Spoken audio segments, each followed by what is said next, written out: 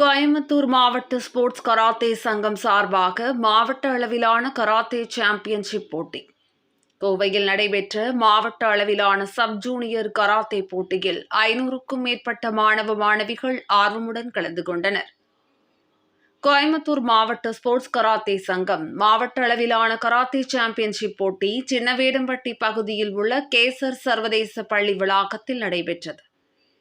Sub junior பிரிவில் நடைபெற்ற இதற்கான துவக்க விழா கோயம்புத்தூர் கராத்தே சங்க தலைவர் கதிரேசன், பிரசிடென்ட் கார்த்திகேயன் ஆகியோர் தலைமையில் நடைபெற்ற இதில் சிறப்பு விருந்தினர்களாக கௌமார மடாலயம் தவ திரு சிரவை ஆதினம் குமரகுருபர சுவாமிகள், கேஜி மருத்துவமனையின் தலைவர் மருத்துவர் பக்தவாச்சலம் ஆகியோர் கலந்து கொண்டனர்.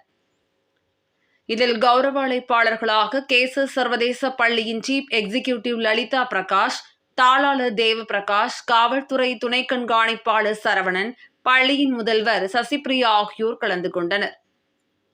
கட்டா மற்றும் குமித்தே என இரு பிரிவுகளில் நடைபெற்ற இந்த சாம்பியன்ஷிப் போட்டியில் 5 வயது முதல் 13 வயது வரையிலான 50க்கும் மேற்பட்ட பள்ளிகளைச் சேர்ந்த 500க்கும் மேற்பட்ட மாணவ மாணவிகள் ஆர்வமுடன் பங்கேற்றனர். இதில் தேர்வு செய்யப்படும் வெற்றியாளர்கள் அடுத்து மாநில அளவிலான போட்டிகளுக்கு தேர்வு செய்யப்பட உள்ளதாக போட்டி ஒருங்கிணைப்பாளர்கள் தெரிவித்தனர். துவக்க விழாவில் கோயம்புத்தூர் மாவட்ட ஸ்போர்ட்ஸ் கராத்தே சங்க நிர்வாகிகள் ராஜா, செல்வராஜ், முருகேசன், முத்துசரவணன், தியாகு நாகராஜ், தர்சன், தயானந்த் உள்பட பலர் கலந்து கொண்டனர்.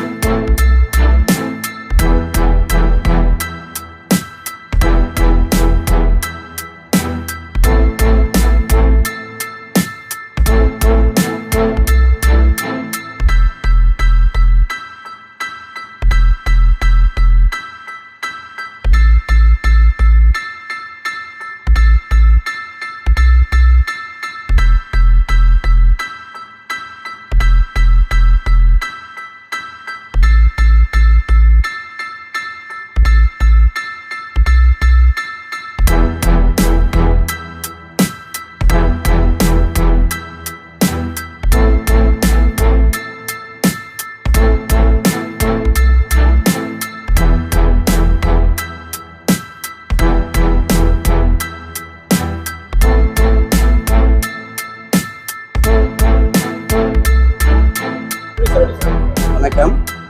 என் பேர் கார்த்திகேயன் நடராஜன். நான் கோவை மாவட்ட கராத்தே சங்கத்தினுடைய தலைவராக இருக்கேன்.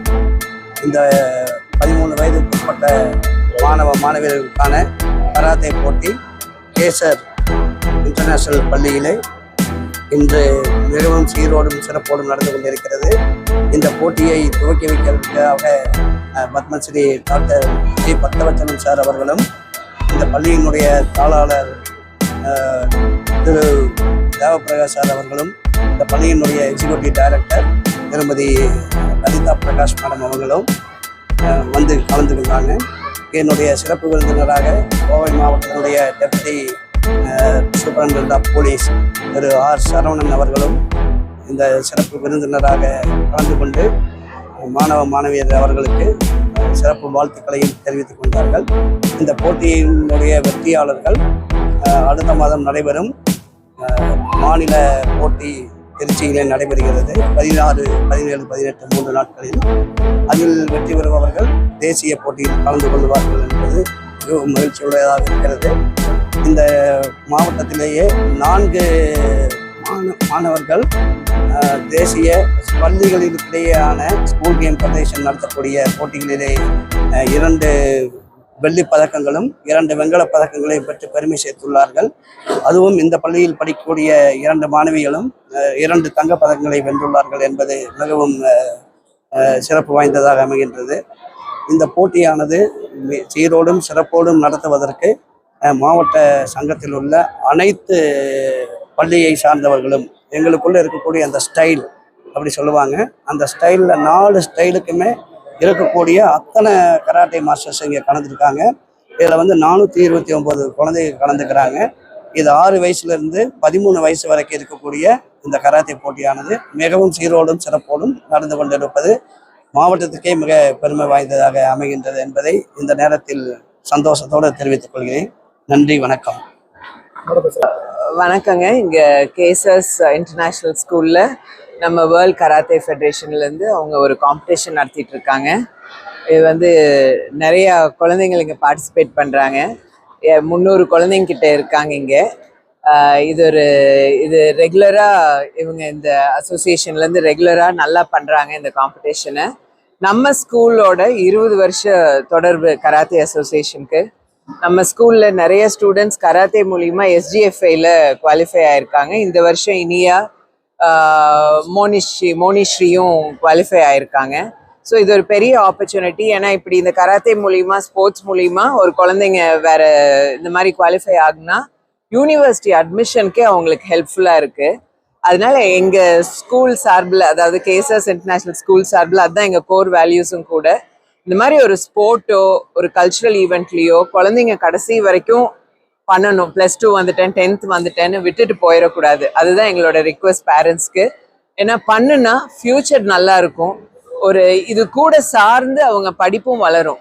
அது அந்த பழைய ஒரு படிக்கிற குழந்தைங்க இதுக்கெல்லாம் போனால் படிப்பு கெட்டு போயிடும்ங்கிற அந்த இதுலேருந்து வெளியில் வந்து இப்போ எங்கள் குழந்தைங்க நல்லா பண்ணுறாங்க. இதுல எல்லாம் படிக்கவும் செய்கிறாங்க, நல்ல காலேஜஸ்லையும் பிளேஸ் ஆகுறாங்க. இதுதான் என்னோட ரிக்வெஸ்ட் இப்போ பேரண்ட்ஸ்க்கெல்லாம். தேங்க்யூ.